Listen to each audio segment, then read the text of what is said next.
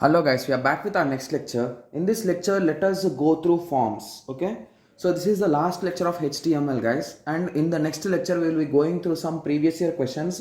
We will be trying to solve them guys. Okay, so in the next lecture and after that we will be going through some introduction of CSS, and then we will be ending this chapter and moving on to the next chapter. Okay, so first of all, why we are using forms guys?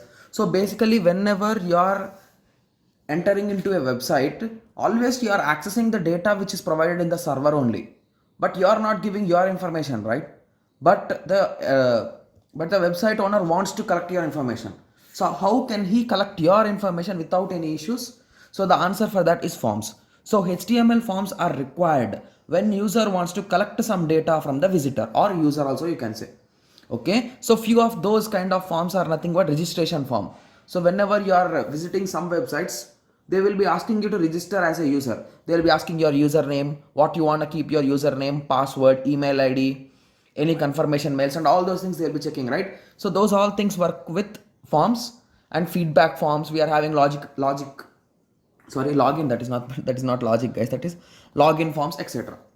Okay, so there are two main components guys, that is nothing but form. So this indicates that this is a form. So inside this you will be writing your components. So you will be writing inputs inside this. So inputs indicates the input that you are collecting. So we'll be going through the types of inputs guys, don't worry, don't get scared about this. This is a really simple concept, and you can expect either from tables or from here you can expect one 5 marks question or 10 marks question guys. Okay, so that's a huge advantage for us.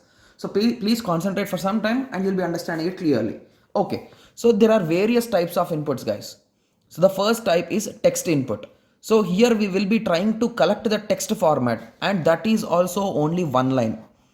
Please remember that that is one line, and there will be a limited characters only. That is also the thing, like 64 or 32 characters. Okay, so it will be in this format. I told you we'll be using input to collect the data. So input, the text is nothing but the type. What type of data you are collecting? Type is equals to text, and we are giving a name of this field as name. Okay, for I gave it name, so you gave username, you name. Okay, you give username, u is nothing but username. Okay, so now it will be clear. So basically your question will be, okay, type indicates the type of the text, then why we are using this name will be your question. So basically we are using this name because we are collecting the data here. With the HTML you will not be storing it somewhere, right? You need some other backend language which takes that value and stores it in your database, right? So how will it identify this text as a name or username or something? With the help of this. So you gave the name as username. So if I entered the name as Ramu, so it will be saying that uname is equals to Ramu, it will be storing in this way. So in uname, the username will be there. So indirectly, if you want to update this into the database, you'll be just updating it in this way, uname. You'll be pushing this uname into that. So indirectly in uname, we are having Ramu, so Ramu will be sent there. Fine, so that is the reason why we are using name here. Okay, so I hope everyone got some clear idea. Okay, similarly email. So whenever you are writing a form, we want email ID, right? Yes. So collecting an email ID, and why? What is the difference between email and text, guys? Then both will be collecting the same data, right? But in email ID, @ symbol is mandatory. So can you say me any email ID without @? It is not possible. So that is the reason why @ is mandatory. It will not check for @gmail.com or anything like that. It will be checking whether it is @ is there or not. That's it. Okay. Similarly, password. Okay, to collect the password, we'll be using type equal to password and name equal to pass. Here also name equal to email. Okay. So remember that the only thing that in password is nothing but it will be showing in terms of dots or not. I'm not sure about it. I think it will show.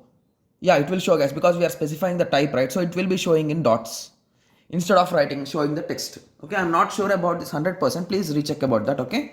Okay, and we are also having a submit button. Like it is a button. If you click this, it will be sending submit. So value is nothing but text. Here you will be writing your text. So if you are making a sign up form, you will be writing sign up here. So that button will be appearing like sign up button. Similarly, if you are doing sign in or login, you will be doing login button. Okay, so I hope everyone got these are the 4 basic things guys. Most of the forms will be with these 4 things, and more 2 things are important. Those are nothing but checklists guys, like radio and checkboxes.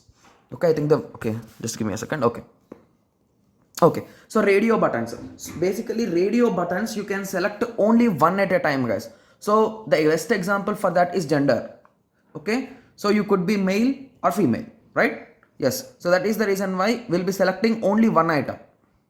Okay, so we took three radio buttons, and in the first we gave ID equal to gender. So basically, even if you don't give also, it is fine, guys. There will be no issue. We gave name equal to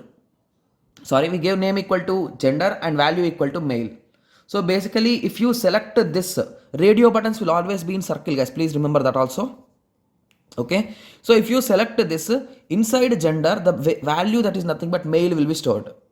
Similarly, here female will be stored. If you select the third checkbox, other will be stored. Okay, so these are the three possible combinations. Okay, so the other type is checkbox. So in checkbox, you can select 0 or more items. You can select 0 items, you can select nothing, or you can select all items.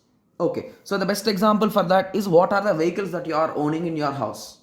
So you can check, you will be creating a checkbox with the name equal to vehicle 1. That is nothing but value equal to bike, and I have a bike. So please remember that you need to specify them, like male here, I specified female here, and other here. Okay, now it's clear, right? Okay, other here. Okay, so in that way. Similarly, in checkbox, you will be specifying I have a bike, I have a car. But the values here is bike and car only. There is no condition that there should be same. Okay, so basically now your question is, okay, I made the checkboxes and everything, but if you think a bit, you'll be getting a doubt. Okay, here the input is a text username. So this will generate only a box, right, in which I can write something. So now how can I identify which box indicates which? So there are two options, guys. So you can write a placeholder here. So after name equal to username, write placeholder equal to username. So indirectly in light words, it will be having username, guys. So once you start typing, this username will vanish. Okay, so that is nothing but if it is empty, it will be showing their username. You need to enter username, right? Okay. Or you can use a label. So basically in most of the websites we will be using label only, guys, because label will be giving you a clear idea. Label is nothing but you will be indicating what is the input. Okay, so basically I think I forgot to close the label. Okay, so here sorry, here we are entering enter your name is the label here. So basically you will be getting this question first. After that, after you will be giving a line gap or something, and you will be asking this question, enter your name. So in that checkbox, automatically he will be entering his name. That's it. Okay, so we'll be going through an example, guys, don't worry. Okay, so now your question, there is only one thing that we missed, guys. So basically here till now I gave a single line text. Assume that you are asking for your address. Will it be in a single line, or you are asking for a feedback? It will be multiple lines. So for multiple lines, we will be using the text area.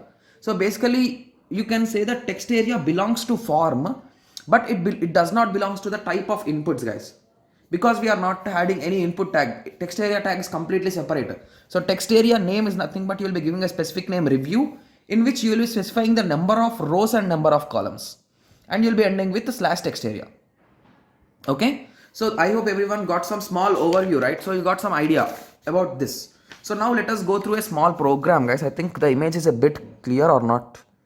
Okay, I think the image is clear. So this is a program which we did for our mid exams. Okay, so initially we wrote HTML. Okay, we wrote the doc type is equals to HTML. After that we started HTML, we wrote head. So in title I gave the name as forms in HTML. Okay, after that I closed the head, I started body. So in H2 I wrote registration form. So I clearly wrote that is registration form. After that I started the form. So inside form I wrote a label, enter your name, I closed the label. After that I gave a break. So basically enter your name will be in one line. Okay, so if you want the output, I think I didn't print the output here. So I'll be writing for few things, guys. Enter your name will be here, and below it you will be having a box. So you will be entering your name here. So similarly you will be entering your email ID in the same way. You'll be entering your email ID, you will be entering your password, you are confirming your password, you are asked to enter your gender.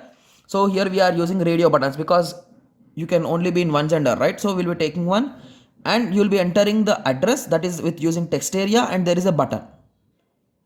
Okay, and you'll be ending the form, body, and HTML. So if you might be having some doubts in between, right? So let me zoom in for a second, guys, just give me a second. Okay, the image is not so clear, guys, sorry for that. Okay, so the label I told you, you will be using to enter some kind of message to the user. So I wrote enter your name, I closed the label and I gave the break is nothing but to go to next line. So in next line I'm asking for input, the type is text and the name of the input is name. So assume that is username, guys, for our understanding. Okay, so I took it. So again I'm doing one more label, so that is nothing but now I'm asking for email id. Again I'm doing the input, now the type is email id and the name is email. So in email I'll be storing the email id which he gave. So in that way the process continues, guys. So basically assume that you selected male as the gender, so the value male will be transferred into gender. So in gender you will be having the value male. Okay, okay, sorry for the clarity, guys, the video, the photo is not so clear, that is the reason why when I zoom in it's going to be a bit of blur. Okay, so I hope everyone got a clear idea on this forms, guys. So don't worry, we'll be taking 1 or 2 examples on forms and tables and we'll be solving in the next lecture, guys. So don't worry about this. So let us meet in the next tutorial. Thank you, thanks for watching.